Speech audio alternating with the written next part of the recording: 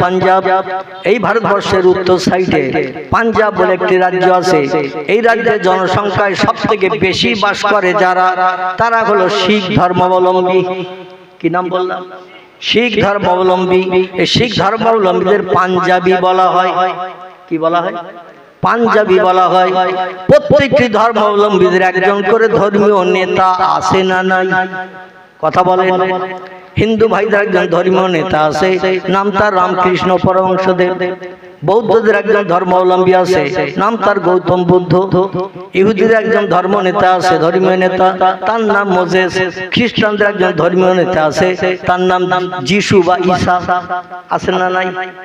আমার ভাইরা, বৌদ্ধদের একজন ধর্মীয় নেতা আছে, নাম তার গৌতম বুদ্ধ।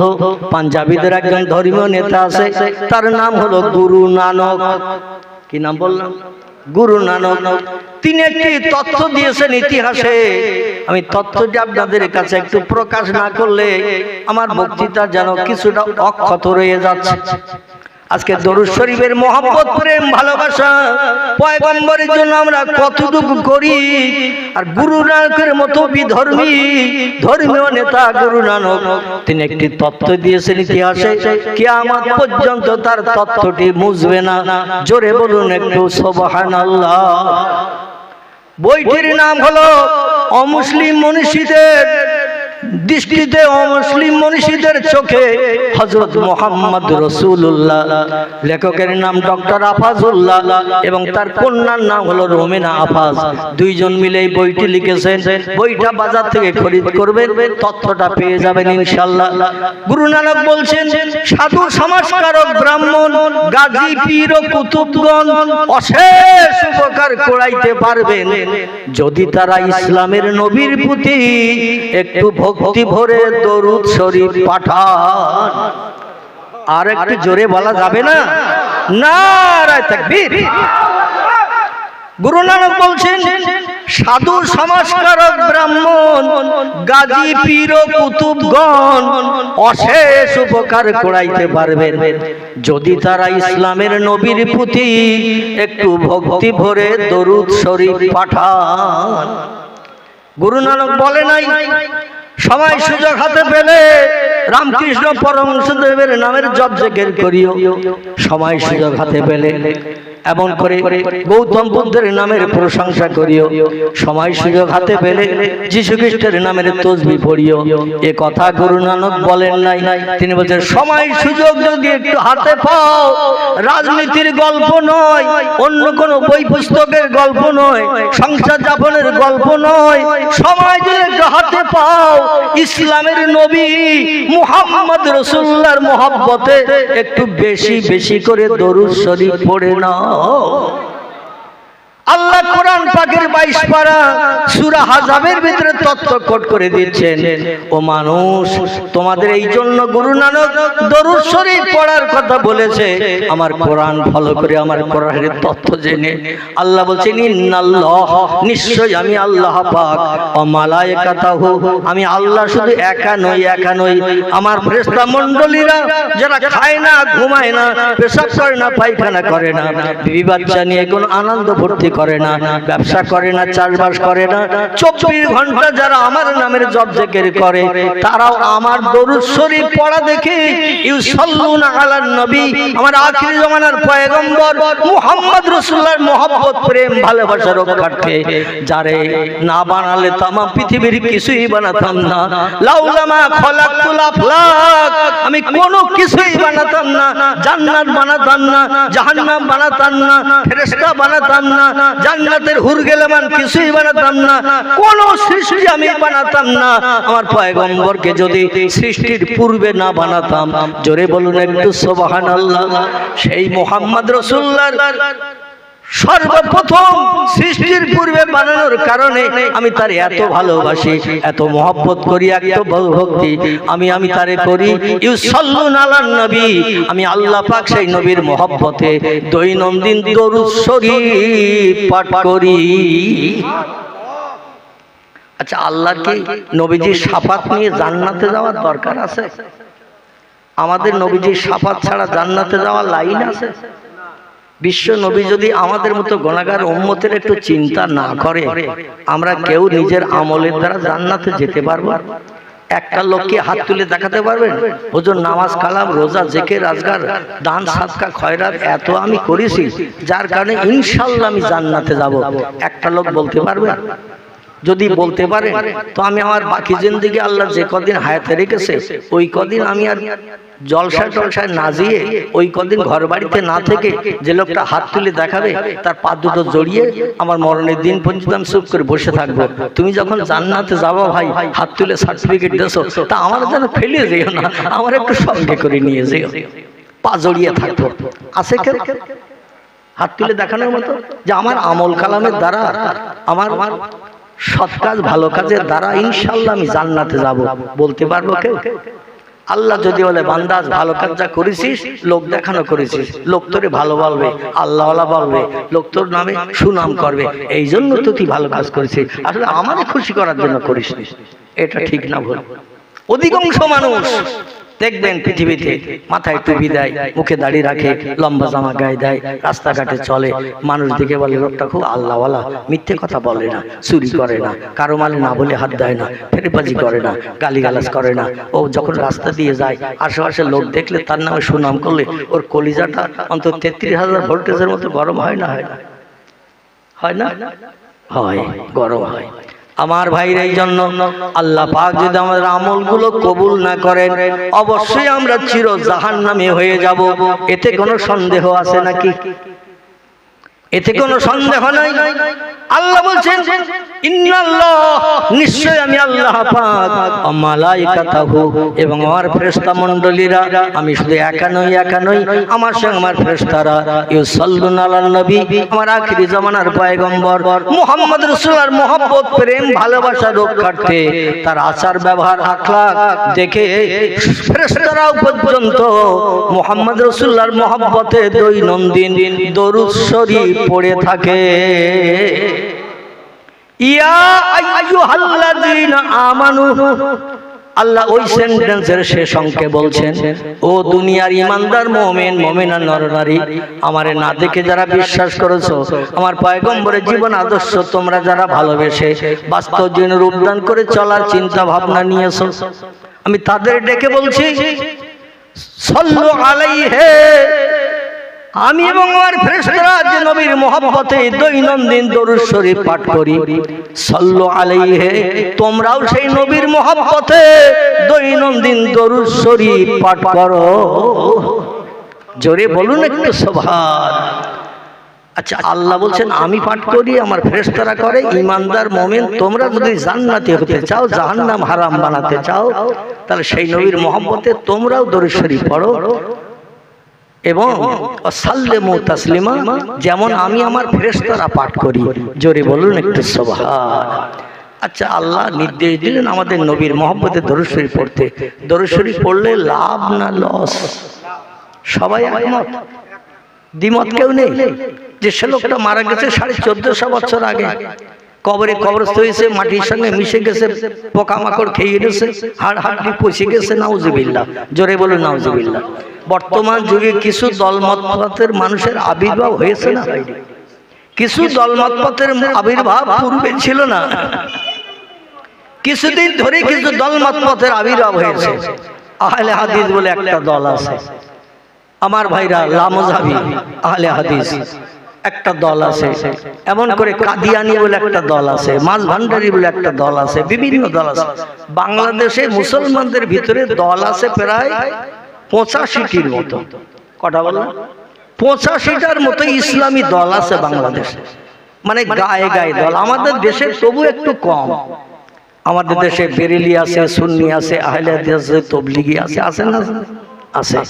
তো যেটা আমি বলতে চাচ্ছিলাম, কিছু দলমতপথের মানুষ বলে মুহাম্মদ হলো কাদামাটির তৈরি, আমরাও হলো কাদামাটির তৈরি। অতএব কাদামাটির মানুষ মারা গেলে, মাটির তৈরি মানুষ মারা গেলে মাটির সঙ্গে মিশে যায়।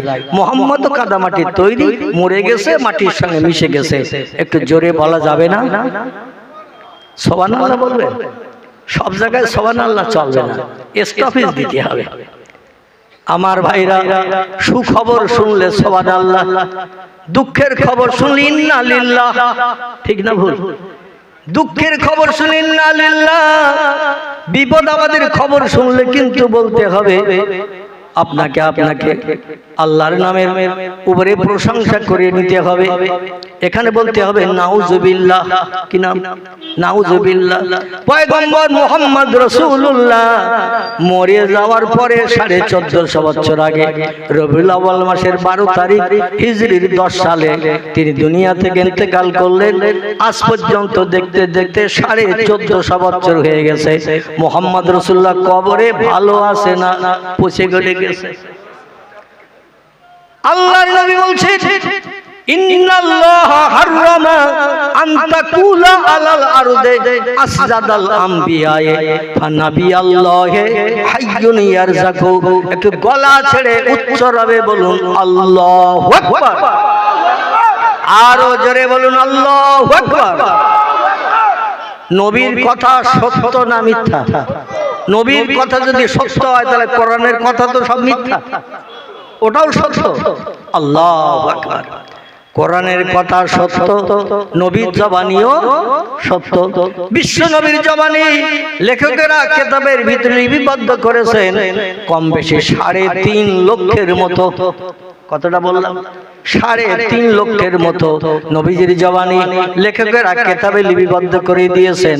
আগের যুগের মানুষ শুনতো আর মেমোরিতে জমা করত, মুখস্থ করত।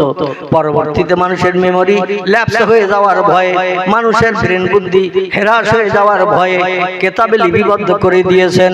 কারো বা নাম বুখারী, কারো বা নাম মুসলিম, কারো বা নাম তিরমিজি, কারো বা নাম আবু দাউদ, কারো বা নাম ইবনে মাজাহ, কারো বা নাম নাসাই, কারো বা নাম দারমি, কারো বা নাম দারকুতনি, কারো বা নাম বাইহাকি, কারো বা নাম তিবরানি, কারো বা নাম কুরতুবি, কারো বা নাম মুওয়াত্তা মালিক, কারো বা নাম মিশকাতুল মাসাবি, কারো বা নাম ইবনে হাব্বান, কারো বা নাম আল হাকিম, কারো বা নাম আল মুস্তাদরাক, কারো বা নাম তারগিব।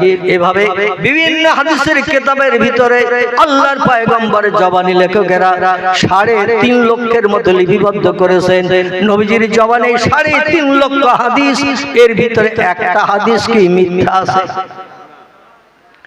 কোন মুসলমান শরীয়তের ফতোয়ার কিতাব নাম হলো তার হেদায়া, শরীয়তের ফতোয়ার কিতাব নাম তার ফতোয়া দুররে মুহতার, শরীয়তের ফতোয়ার কিতাব নাম তার ফতোয়া কাজী খান, শরীয়তের ফতোয়ার কিতাব নাম তার ফতোয়া মহিদ, শরীয়তের ফতোয়ার কিতাব নাম তার ফতোয়া আলমগীর। এভাবে যত ফতোয়ার কিতাব আছে সব ফতোয়ার কিতাবে লেখকেরা একমত হয়ে লিখেছেন আল্লাহর কোরআনের কোন এক জায়গার একটা কথা যদি মানতে কেউ অস্বীকার করে, পয়গম্বরের জবানি এই 3.5 লক্ষের মতো হাদিস কিতাবে যা লিপিবদ্ধ আছে, একটা হাদিস যদি কোনো মুসলমান বিশ্বাস করতে আপত্তি দর্শায়, লোকটার মুসলমান থাকবে না, লোকটা কাফের হিসাবে বিবেচিত হবে।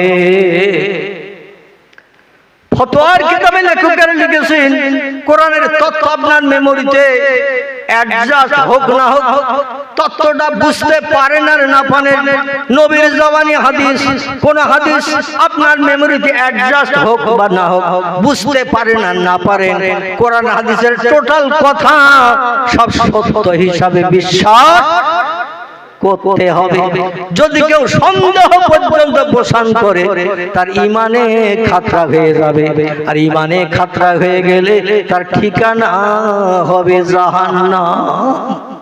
আল্লাহ যেন আমাদের হেফাজত করেন, সকলে বলুন আমিন।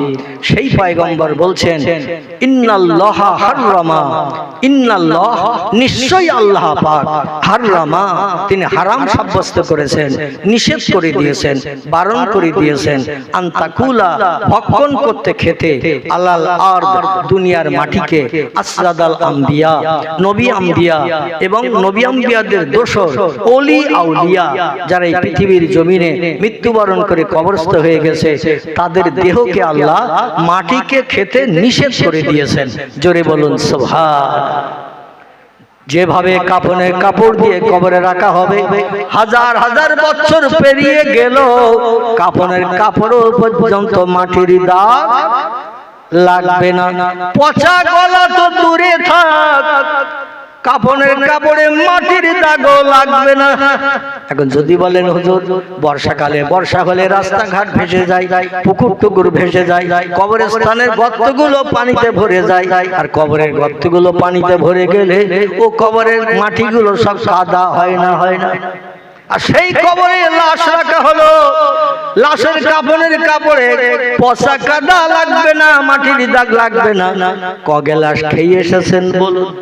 এই বলবে না? বলবে না?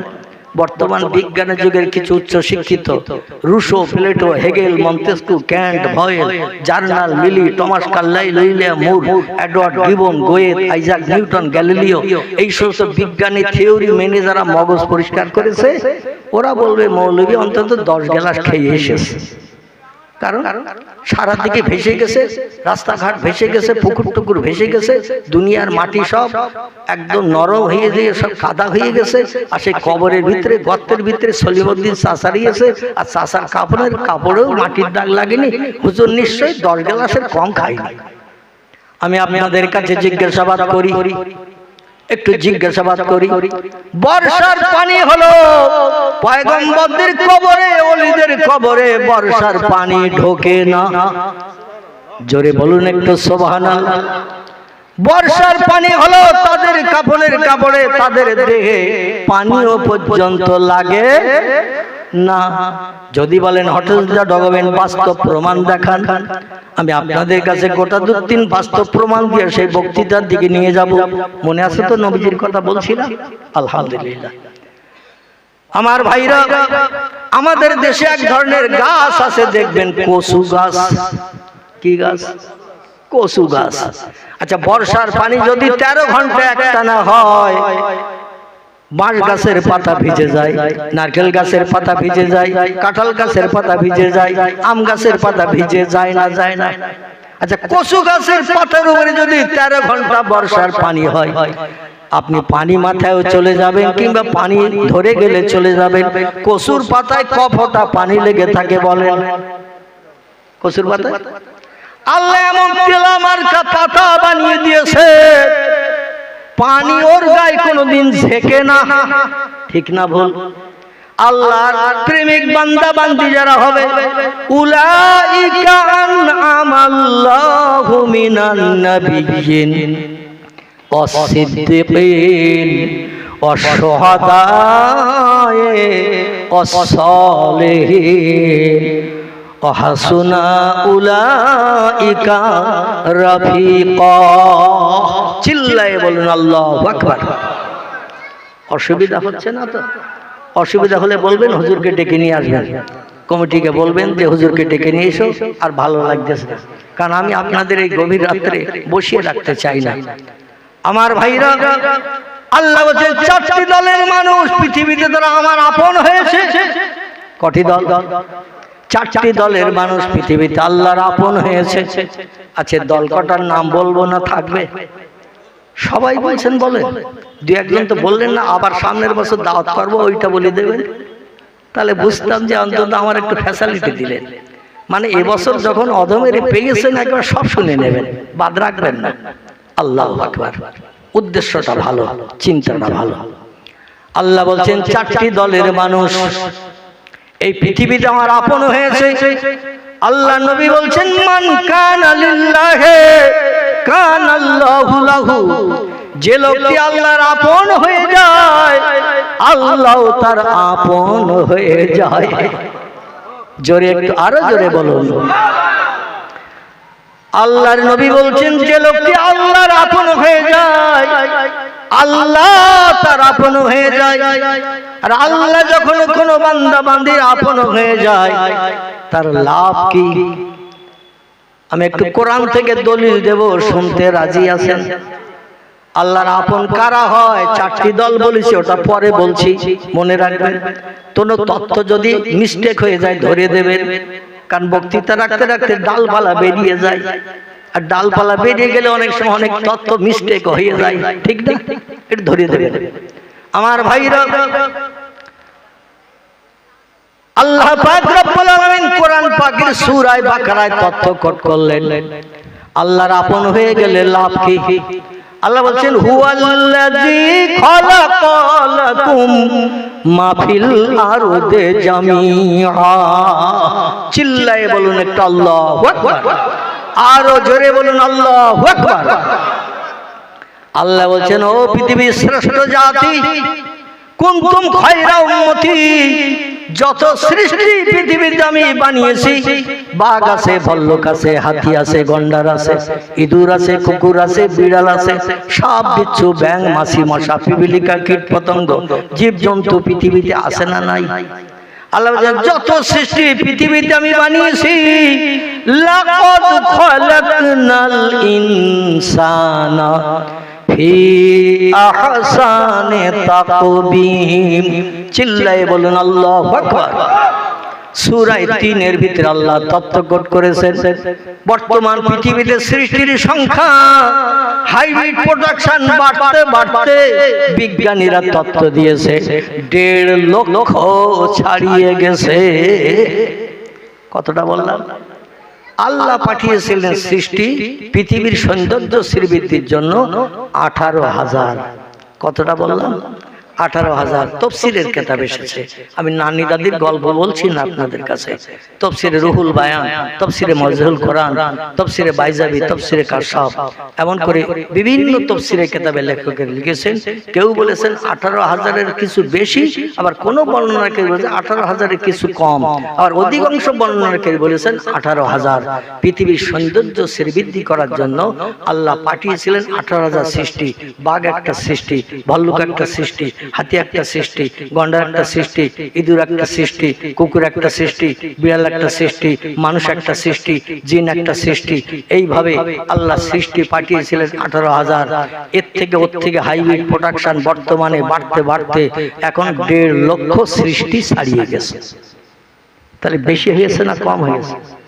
যেমন এখান থেকে ২০-৩০ বছর আগে আমরা তেলাপিয়া মাছ চোখে দেখেছিলাম, ওটা হাইব্রিড প্রোডাকশন। পোল্ট্রি মুরগি চোখে দেখেছিলাম ২০-৩০ বছর আগে, কথা বলতে হবে, দেখিনি। সিলভার কাপ মাছ আমরা চোখে দেখেছিলাম ২০-৩০ বছর আগে, গ্লাস কাপ দেখেছিলাম, দেখি নাই। বিজ্ঞানীরা এর থেকে ওর থেকে বীর্য নিয়ে, জীবাণু নিয়ে, বীর্য নিয়ে এর থেকে ওর থেকে লাগিয়ে নতুন নতুন হাইব্রিড প্রোডাকশন। মাগুর মাছ আছে না, হাইব্রিড মাগুর, ও কি আগে ছিল নাকি? দেশি মাগুর ছিল। দেশি মাগুর খুব বড় হলে ৫০০-৬০০ নয় ৭০০ হতো। এখন হাইব্রিড যদি ৬ মাস পোষে অন্তত ৫ কেজি হবে। ক কেজি? ৫ কেজি ৬ কেজি হয়ে যাবে ভালোভাবে খেতে দিলে। এসব হাইব্রিড প্রোডাকশন। এই হাইব্রিড প্রোডাকশন বাড়তে বাড়তে সৃষ্টির সংখ্যা ১.৫ লক্ষ ছাড়িয়ে গেছে। আল্লাহ যত সৃষ্টি বাড়ে বাড়ুক, কিন্তু আমি সৃষ্টি সেরা করে বানিয়েছি মানুষ জাতিকে। জোরে বলুন একটু সুবহান। আমার আল্লাহ বলছেন ও মানুষ, এই জন্য আমি তথ্য দিয়ে দিলাম হুয়াল্লাযী খালাকালাকুম মা ফিল আরদি জামিআ। যা কিছু চোখে দেখো, যা কিছু চোখে দেখতে পাও না, সব সৃষ্টি আমি বানিয়েছি মানুষ তোমাদেরই উপকারের জন্য। জোরে বলুন একটু সুবহানাল্লাহ। খলাকা, আমি আল্লাহ বানিয়েছি, লাকুম, ও মানুষ তোমাদের জন্য, মাফিল আরদে জামিয়া, পৃথিবীর জমিনে যা কিছু চোখে দেখো, যা কিছু চোখে দেখো না। চোখে দেখো না এই জন্য বললেন সাগরের পানির তলায় যা কিছু থাকে দেখতে পাই। কথা বলে এই জন্য আল্লাহ বলেন যা দেখো আর যা দেখো না। পাহাড়ের গুহার ভিতরে যা কিছু বাস করে ও কি চোখে দেখতে পাওয়া যায়? ও তো চোখে দেখতে পাওয়া যায় না। এই জন্য আল্লাহ বলেন যা কিছু দেখো, যা কিছু দেখতে পাও না, মাহফিল আরদে জামিয়া, পৃথিবীর জমিনে সব তোমাদের উপকারের জন্য বানিয়েছি। আচ্ছা, কোরআনের এই সূরা বাকারার এই আয়াতটা সত্য না মিথ্যা? সবাই একমত কি? সবাই একমত তো? যদি একমত হন তাহলে একটু পরীক্ষা নেব কিন্তু আপনাদের। হিজলের মানুষকে এমনি এমনি ছেড়ে যাবো না, একটু পরীক্ষা নেব। দিতে রাজি আছেন তো নাকি? আর যদি বলেন হুজুর পরীক্ষা দেব না, তাহলে এই তথ্যটা বাদ দিয়ে দেব। আর যদি বলেন যে আল্লাহ কোরআনে বলেছে সব মানুষের উপকারের জন্য বানিয়েছি, কিরাম বানিয়েছে, একটু পরীক্ষা নিতে আপনারা দিতে রাজি আছেন তো নাকি? আচ্ছা, সৃষ্টি যদি সব বানিয়ে থাকে, তা বাঘ আল্লাহ সৃষ্টি না সৃষ্টি না? কথা বলে। বাঘ, ভাল্লুক, গন্ডার, সিংহ সব আল্লাহ সৃষ্টি। আচ্ছা, যদি আল্লাহ সৃষ্টি হয়, আল্লাহ বলেন যা বানিয়েছে সৃষ্টি সব তোমাদের উপকারের জন্য, তাহলে আল্লাহর কোরআন কেমন সত্য? চলুন তো কালকে আমরা একটু ট্যুর করে সুন্দরবনে যাই, সুন্দরবনের জঙ্গল একটু দেখতে যাই। কি অনেকের ইচ্ছা থাকে না জঙ্গল দেখা?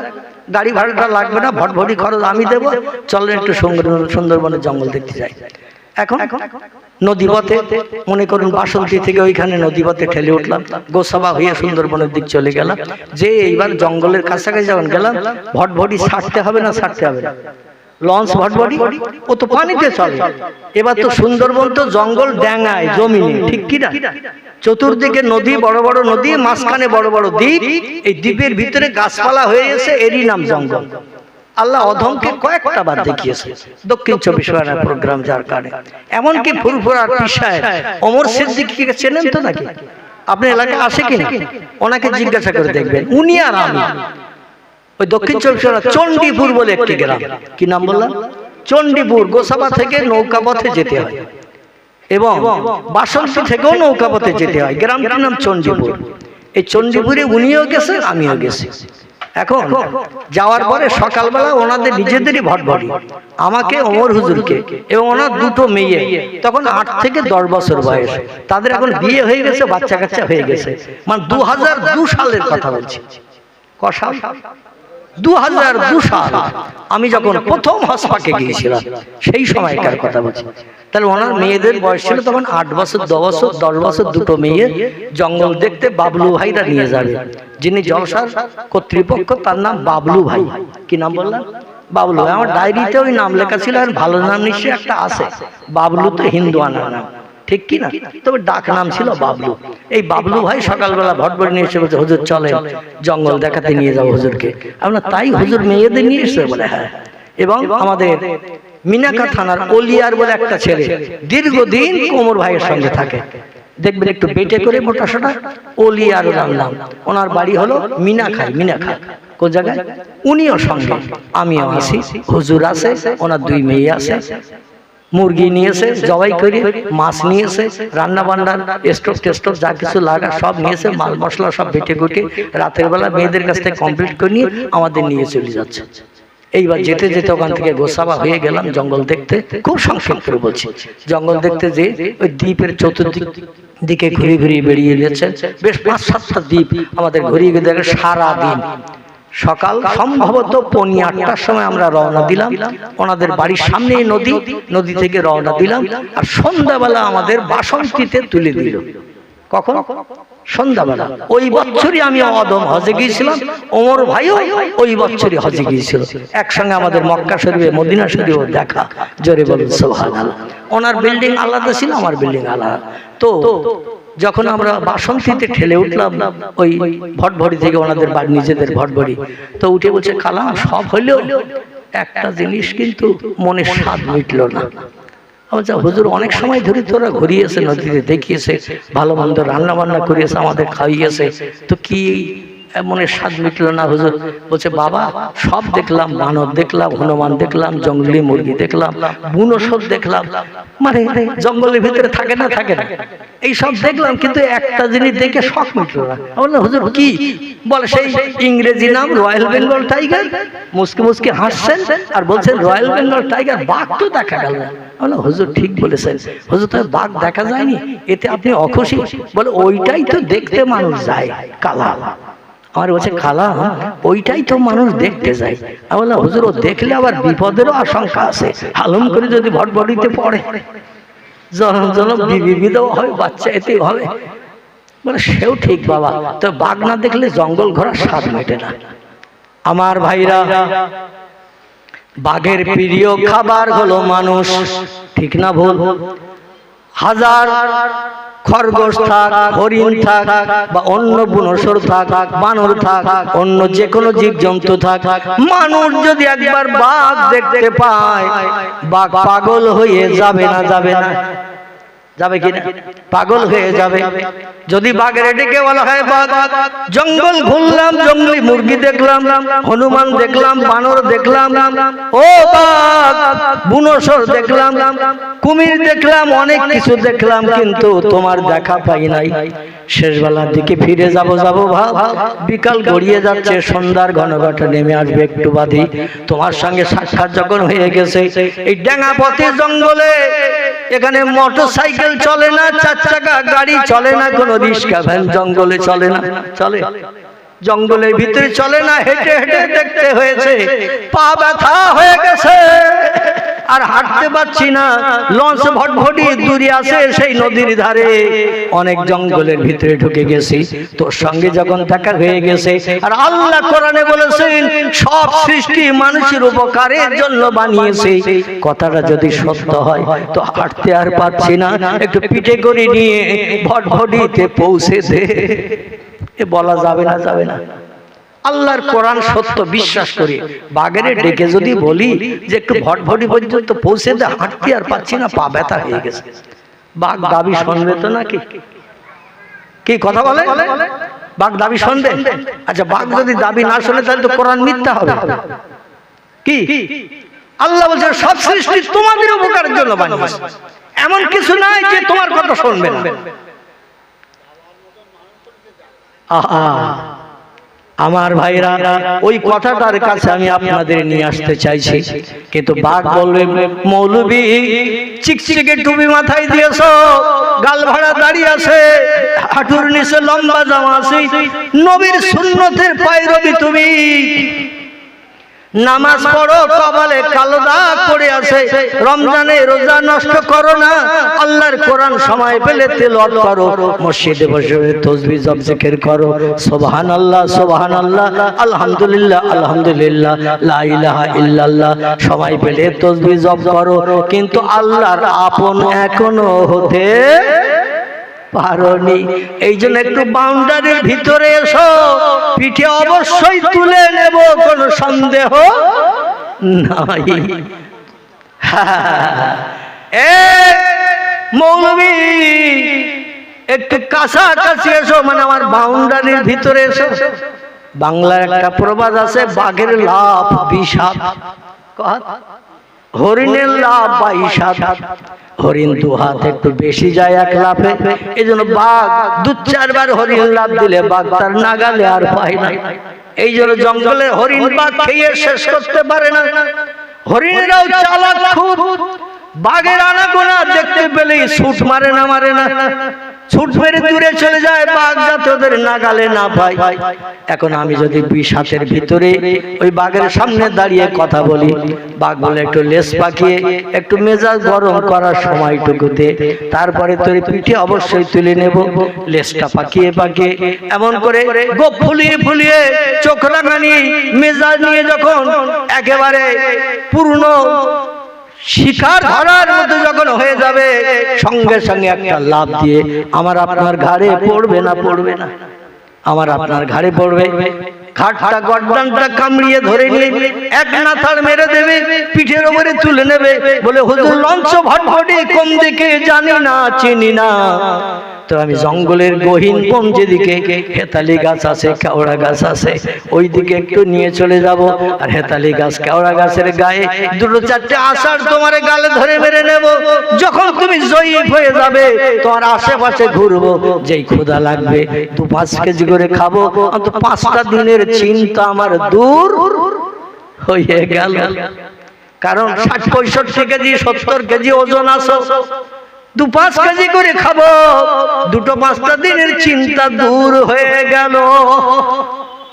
বাঘ বলবে না আমার ভাইরা, আল্লাহর নবী বলছেন মান কানা লিল্লাহি কানাল্লাহু লাহু, যে লোকে আল্লাহর আপন হয়ে যায় আল্লাহ তার আপন হয়ে যায়। কোরআনের কথা যেমন সত্য, নবীর কথাও তেমন সত্য। বর্তমান 21 শতাব্দীর যুগে প্রমাণ করে দেখিয়েছেন, 20 শতাব্দীর যুগে 20 শতাব্দীর যুগে প্রমাণ করে দেখিয়েছেন আমাদের বাড়ির কাছের মানুষ, ঠিক না ভুল? আমাদের বাড়ির কাছের মানুষ, যেটাকে আমরা মাওলানা বাগ দরবার শরীফ বলি, ওইখানে একজন ব্যক্তি কবরস্থ আছেন, নাম তার আল্লামা রুহুল আমিন রাহমাতুল্লাহ আলাইহি। ওনার মুর্শিদ কেবলা ছিলেন যিনি, হুগলি জেলার ফুলপুরা জমিনে কবরস্থ আছেন তিনি। তার নাম বাংলা আসামের মুফতি আজম, বিখ্যাত মুহাদ্দিস, মুফাসসির, মুবাল্লিগ যিনি ছিলেন সমাজ সংস্কারক, নাম তার আবু বকর সিদ্দিকী আল কুরাইশি রাহমাতুল্লাহ আলাইহি। দুইজন জলসা করতে গেছেন আসামের গৌহাটিতে। কত বললাম? আসামের গৌহাটিতে জলসা করতে গেছেন। আগামী 17 তারিখ আমার প্রোগ্রাম আছে আসামের গৌহাটি, আগামী 17 তারিখ। আজকে কত তারিখ? আজ 13। তাহলে 4 দিনের মাথায় আমার যেতে হবে গৌহাটিতে। যাই হোক, আমি ওদিকে বলতে যাচ্ছি না। এই গৌহাটি হলো আসামের রাজধানী, আসামের রাজধানী গৌহাটি। আমাদের পশ্চিমবাংলার রাজধানী কোথায়? কলকাতা। আসামের রাজধানী হলো গৌহাটি শহর এলাকা। এখান থেকে বেশ কিছুটা নিচের দিকে শুধু ঝোপঝাড় জঙ্গলে ভরা। আসাম জঙ্গলি দেশ, আসাম হলো কাঠের দেশ। আমি যখন প্রথম দেশে গেছি 2008 সাল সম্ভবত হবে, মানে সঠিক তথ্যটা দিতে পারছি না, ডায়েরি না দেখা পর্যন্ত। তা সম্ভবত 2008 সাল প্রথম গেছি। দেখি হাই স্কুল টিনের চাল দেওয়া আর কাঠের বেড়া দেওয়া, একটু মানে কলেজ ওই রকম কাঠের বেড়া দেওয়া, টিনের চাল দেওয়া। প্রাইমারি স্কুল পাটকাঠির বেড়া দেওয়া, কর্কেটের চাল দেওয়া। অধিকাংশ চালগুলো সব কর্কেট দেওয়া, বেড়া পাটকাঠির বেড়া। আমাদের দেশে আগে অনেকে রান্নাঘরটার পাটকাঠির বেড়া দিয়ে বানাতো না, এইরকম। ওদের দেশে সব কাঠ কাঠ কাঠ দিয়ে সব বানানো। তো যাই হোক, এখন দাদা হুজুর কেবলা জলসায় গেছেন গৌহাটিতে, যে শুনছেন যে ওখানে পার্শ্ববর্তী এলাকায় জঙ্গলের ভিতরে একজন অলি ব্যক্তির রওজা আছে। কার রওজা? অলি ব্যক্তির কবর আছে। অলি আজকের বর্তমান একবিংশ শতাব্দীর যুগে কিছু দলমত পথের মানুষ বলে ওলিয়া উলিয়ার কবরে যাওয়া যাবে না, কবর জিয়ারত করা যাবে না, ওটা হলো শিরক বেদাত। জোরে বলুন একটু নাউজুবিল্লাহ। কবরের থেকে আমাদের দূর করার জন্য তারা বলছে শিরক বিদাতি করো না, শবে বরাত করা যাবে না, শবে বরাত করা যাবে না, বাপ মা মরে গেলে গরিব এতিমদের খাইয়ে খানা দেওয়া যাবে না। এ বলে না, বলে না, খানা দেওয়া যাবে না। জুমার নামাজ পড়ে সালাম ফেরানো হয়ে গেলে নামাজ শেষ হয়ে গেল, আর দোয়া মোনাজাত করতে হবে না। আল্লাহ বলছেন উদুনি, আমার কাছে তোমরা চাও, আস্তাজিব লাকুম, যেটা চাইবে সেটা দেব। জোরে বলুন সুবহানাল্লাহ। আচ্ছা, টিউবওয়েলের ভিতরে পানি থাকে না? থাকে না। টিউবওয়েল পানি তো ভরা রয়েছে পাতালের সঙ্গে ফিল্টার দিয়ে লাইন করা। আচ্ছা, একটা ডান্ডা আছে না টিউবওয়েলের মাথায়? এখন ডান্ডা না সোফা পর্যন্ত মুখ দিয়ে পানি বেরোবে? এখন কলের পাশে যে যদি বলে আমি 3 দিন পিপাসায় রয়েছি, 3 দিন পিপাসা, বুক শুকিয়ে গেছে, মনে হচ্ছে 3 কলসি পানি হলো আমার পিপাসা মিটবে না। এখন কলের পাশে যদি চোখের পানিতে বুক ফাটিয়ে বাপ মরা, মা মরা, সন্তান মরা কান্নার মতো কাঁদেন, এক ফোঁটাও পানি পাবেন? পাবেন? কারণ হাতল চাপতে হবে। হাতল না চাপলে তো পানি মুখ দিয়ে বেরোবে না, আর পানি মুখ দিয়ে না বেরোলে তো আপনার পিপাসা নিবৃত্ত হবে না।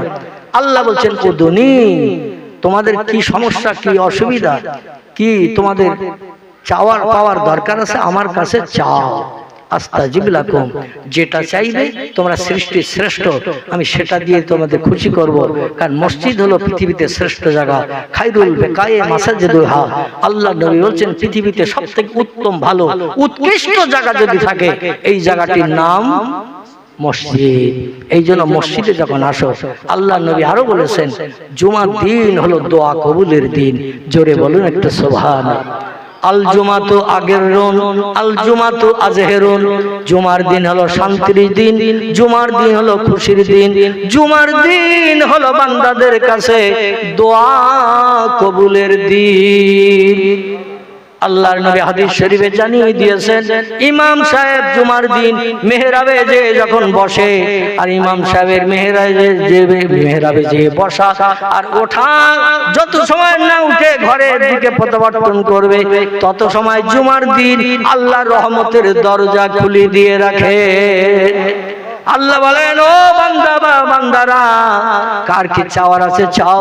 আজকের জুমার দিন, ঈদের দিন বানিয়েছি, যে যা চাইবে কাউকে অখুশি করে ফিরাবো না, যার যা চাওয়ার আছে চাও।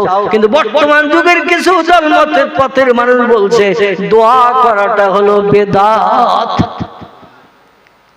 মানে চাওয়া চাবির দরকার নাই, নিজেই পরিশ্রম করো, কষ্ট করো, উপার্জন করো, খাও, আল্লাহর কোনো সাহায্যের প্রয়োজন ওদের নাই। চিল্লাই বলুন একটু নাউজুবিল্লাহ। আমার ভাইরা, এই রকম দলমত পথের মানুষের আবির্ভাব হয়েছে। এরা কিন্তু নবীরে ভালো রকম চেনে না এবং ওলিয়া উলিয়াদের সঙ্গে ওদের কোনো সম্পর্ক নেই, আদৌ নেই। ওলিয়া উলিয়ার কথা বললে ওরা দেখবেন মুসকে মুসকে হাসে, একজন আরেকজনের দিকে ফিরে পিট করে হাসি শুরু করে, মানে হুজুর এবার ভুল বকা শুরু করেছে। দেখবেন বিশেষ করে কিছু তবলিগি জামাতের দলপথের মানুষ, এরা ওলিয়া উলিয়ার কথা বলে ওদের চক্ষু শুরু, ওরা আদৌ ভালো চোখে দেখে না এবং ওরা উপহাস শুরু করে, ঠাট্টা বিদ্রুপ শুরু করে, কারণ ওদের ভিতরে অন্তরের চোখ নাই, অন্তরের কান নাই। আমাদের ফুরফুরা মতাদর্শ, বেরেলি মতাদর্শ, এমন কিছু মতাদর্শ আছে, এরা রাতের ঘুমকে হারাম করে তাহাজ্জুদের নামাজ আদায় করে আল্লাহর আপন বানিয়ে যেটা চেয়েছে আল্লাহ সেটা দিয়েছেন। ওদের অন্তরে চোখ নাই, অন্তরের কান নাই, এই জন্য ও সম্পর্কে ওদের কোনো খবর নাই, ওদের কোনো খবর নাই। ফুরফুরার পীর সাহেব কেবলা বসিরহাট আল্লামা গুয়াহাটিতে গেলেন, খবর শুনলেন একজন অলি ব্যক্তির মাজার আছে পার্শ্ববর্তী ঝোপঝাড় জঙ্গলের ভিতরে, জঙ্গলের ভিতরে রওজা আছে, মাজার আছে। দাদা হুজুর বললেন, অলিরা মরে না, নবীরা মরে না, কারণ আল্লাহ নবী বলেছেন ইন্নাল্লাহা, নিশ্চয় আল্লাহ পাক হারামা, তিনি হারাম সাব্যস্ত করেছেন, আনতাকুলা, ভক্ষণ করতে, খেতে, আলাল আর দুনিয়ার মাটিকে, আসরাদাল আম্বিয়া, নবী আম্বিয়া এবং নবী আম্বিয়াদের দোসর যারা, তারা হলো ওলিয়া উলিয়া, এদের লাশ আল্লাহ মাটিকে খেতে নিষেধ করে দিয়েছেন। শুধু তাই নয়, তাই নয়, ফানবী আল্লাহে হাইয়ুন ইয়ারজাকু, আল্লাহর নবীরা, আল্লাহর ওলিরা কবরের ভিতরে হাইয়ুন, তারা জিন্দা অবস্থায় থাকে এবং ইয়ারজাকু, খোদা প্রদত্ত জান্নাতি রুজি তাদের জন্য ফেরেশতারা দৈনন্দিন পরিবেশন করে থাকে। একটু জোরে বলা যাবে না? নারায়ে তাকবীর, নারায়ে তাকবীর।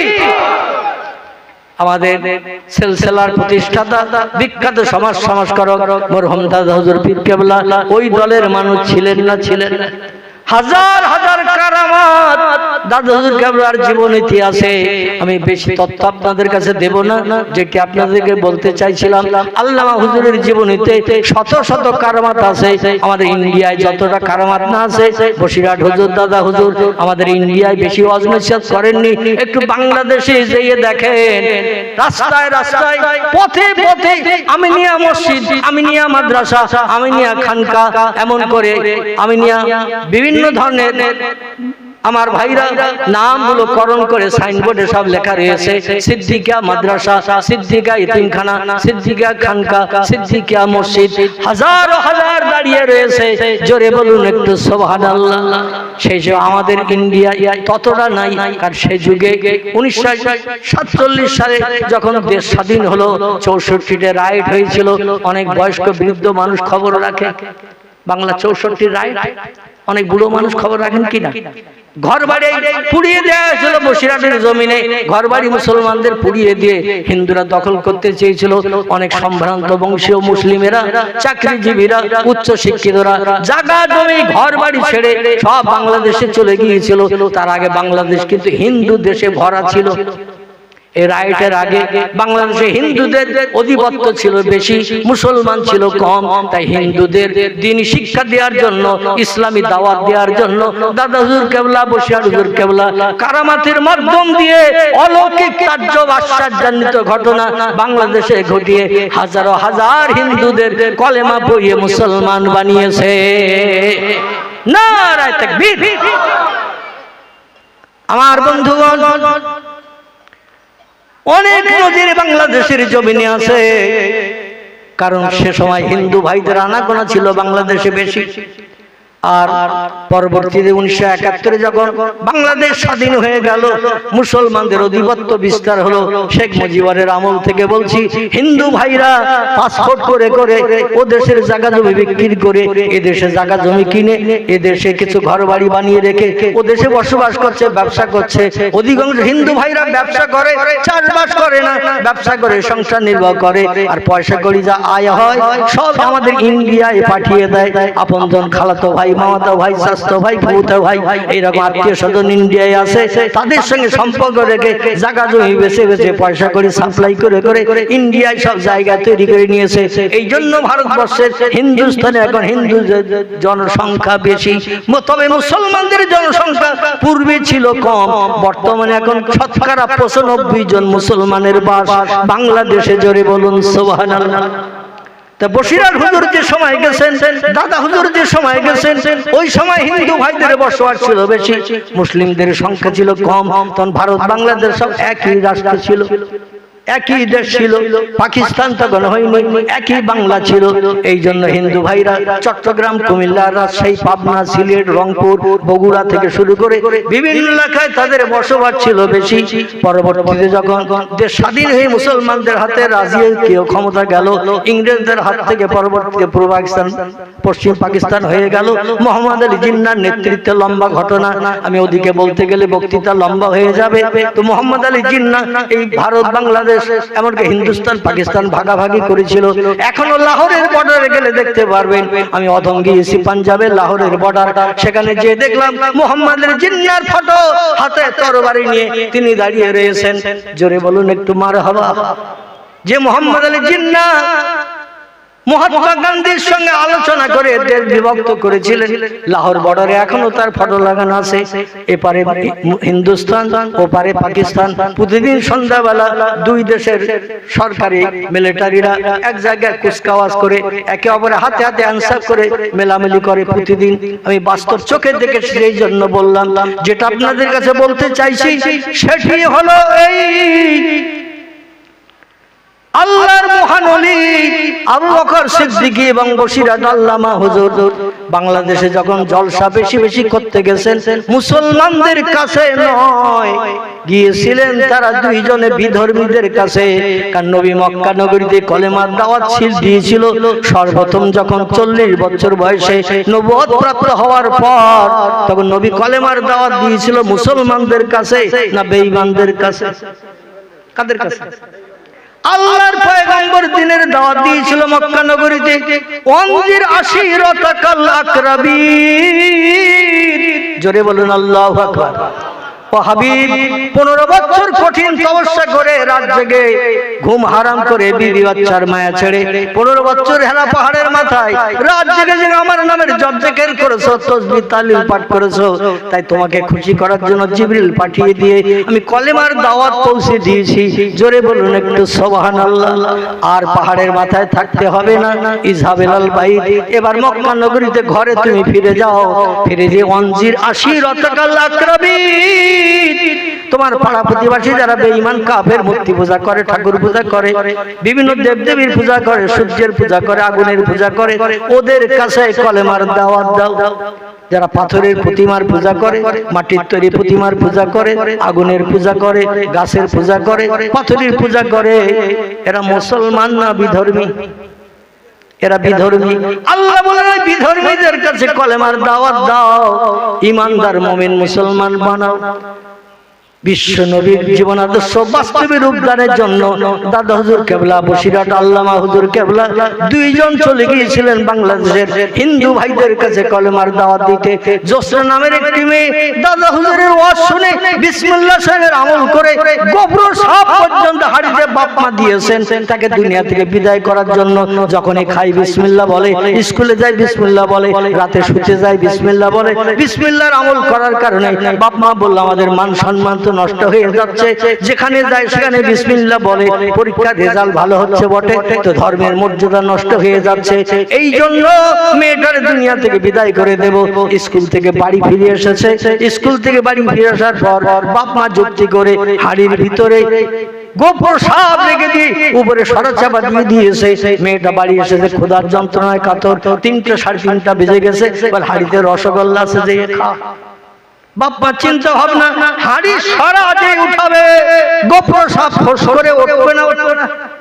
আর ফোঁস করে উঠলেই ও রসগোল্লা তুলতে যাবে, হাড়ি সরা উঁচু করে আর হাতে সবল মেরে দিলেই গোপ্র সাপ কমপ্লিট হবে না, হবে না।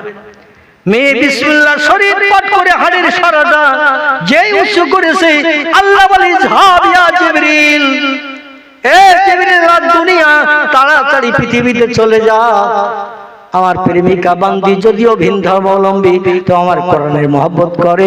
কোরআনে 114টি সূরা আছে, 114টি সূরার শুরুতে বিসমিল্লাহ আছে না নাই? একটা সূরায় বিসমিল্লাহ নাই। সূরাটির নাম কি? আলহামদুলিল্লাহ। সূরাটির নাম হলো সূরাতুত তাওবা। এই সূরায় বিসমিল্লাহ নাই, কিন্তু 19 পারে আল্লাহ পাক দুটো বিসমিল্লাহ দিয়ে দিয়েছেন। জোরে বলুন সুবহানাল্লাহ। 114টি সূরা, 114টি বিসমিল্লাহ আল্লাহ দিয়ে দিয়েছেন। আল্লাহ নবী বলছেন, যখনই তোমরা কিছু খাবে, কুলু ওয়াশরাবু, যখনই কিছু পান করবে, যখনই কিছু খাবে, আল্লাহর নাম নিয়ে খাও। আল্লাহ বিপদ মুসিবত থেকে, কঠিন রোগ থেকে তোমাদের নিষ্কৃতির ব্যবস্থা করে দেবে। কিন্তু আমরা খাওয়ার আগে বিসমিল্লাহ বলি না, খাওয়া অর্ধেক হয়ে গেলে তাই মনে হয়, ঠিক কি না? যদিও অর্ধেক হয়ে গেলে মনে হাসে, সঙ্গে সঙ্গে বিসমিল্লাহে আউয়ালুহা ওয়া আখিরুহা বলতে পারবে? বিসমিল্লাহে আউয়ালুহা ওয়া আখিরুহা, আল্লাহ শুরু এবং শেষ সব তোমার নাম দিয়ে শুরু করছে। জোরে বলুন সুবহানাল্লাহ। কিন্তু আমরা জীবনে কোনোদিন বিসমিল্লাহ পড়েছি কিনা এখন স্মরণ করলে অন্তত 11 ঘন্টা সময় দিতে হবে। কোন দিন পড়েছি খাওয়ার সময়? যেই মেয়েটি সরা উঁচু করেছে বিসমিল্লাহ বলে, আল্লাহ বলে জিবরিল পৃথিবীতে যা, আমার বান্দিরে গোপ্র সাপ কামড় দেবে, ওটা আমি পছন্দ করি না, পছন্দ করি না। বান্দির হেফাজতের দায়িত্ব কার? বান্দা বান্দি যদি আল্লাহর হয়ে যায়, ওই বান্দা বান্দির হেফাজতের দায়িত্ব কার? আল্লাহর। আল্লাহ দায়িত্ব নিয়েছেন, নিয়ে বললেন যা তাড়াতাড়ি করে হাঁড়ির ভিতরে রসগোল্লা ভরে দে। কোথায় গোপ্র সাপ, কোথায় রসগোল্লা? এ আসমান জমিনের পার্থক্য কিনা? গোপ্র সাপ সাপুড়ের কাছে পাওয়া যায়, আর রসগোল্লা ময়রার দোকানে তালপুকুরি গেলি পাওয়া যায়, ঠিক কিনা? তা দুটো জায়গা আলাদা কিনা? এখন আল্লাহ যদি চিন্তা করেন, আল্লাহ বলছেন ইন্নামা আমরুহু ইজা আরাদা শাইয়ান আইয়াকুলা লাহু কুন ফায়াকুন। জোরে বলুন একটু আল্লাহু আকবার। আল্লাহ বলছেন যখন আমি কোনো বিষয় কোন হুকুম করি, ইজা আরাদা শাইয়ান, কোনো কিছু তৈরি করার পরিকল্পনা ইচ্ছা প্রকাশ করি, আইয়াকুলা লাহু, আমার জবান দিয়ে শুধু একটু বলি কুন, হ, ফায়াকুন, সঙ্গে সঙ্গে সেটা হয়ে যায়। আমার কোনো কিছু বানাতে 1 সেকেন্ডের বেশি 2 সেকেন্ড সময় লাগে না। আমি হলাম তোমাদের সেই প্রভু আল্লাহ। আল্লাহ রাতের বেলা দিন করতে পারে না? পারে না? দিনের বেলা রাত করতে পারে কিনা? মরারে জিন্দা করতে পারে কিনা? জিন্দারে বিনা রোগের কারণেও মারতে পারে না? পারে না? রাস্তায় চলতে চলতে হোঁচট খেয়ে যেন পড়ে গেল, লোকজন দৌড়ে এসে বলে ভাই কি হয়েছে, ওঠ, দেখে পটল তুলেছে। রোগ বেমারি কিচ্ছু নাই, 25 বছরের যুবক, কোন রোগ বেমারি নাই, চলতে চলতে হুজুর খেয়ে পড়েছে। মসজিদে নামাজ পড়তে যেও অনেক বান্দা সেজদায় যেও আর ওঠে না, ঠিক না ভুল? কত বান্দার মরণ হয়ে গেল নামাজি হালাতে। আল্লাহ শুধু বলেন কুন ফায়াকুন, সঙ্গে সঙ্গে সেটা হয়ে যায়।